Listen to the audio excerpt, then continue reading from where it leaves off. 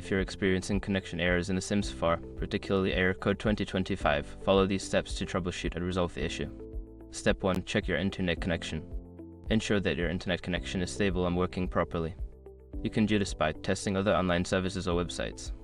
If your connection is unstable, try resetting your router or contacting your internet service provider. Step 2. Restart The Sims 4.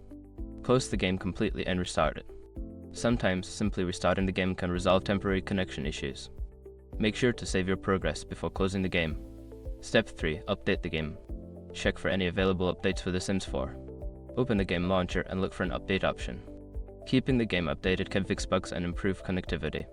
Step 4. Disable firewall/antivirus. Temporarily disable your firewall or antivirus software to see if they are blocking the game's connection. If the game connects successfully after disabling them, consider adding The Sims 4 to the exceptions list of your firewall or antivirus. Step 5. Repair the game.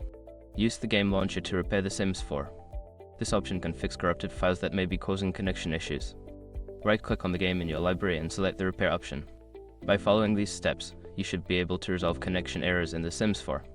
If the problem persists, consider reaching out to EA support for further assistance.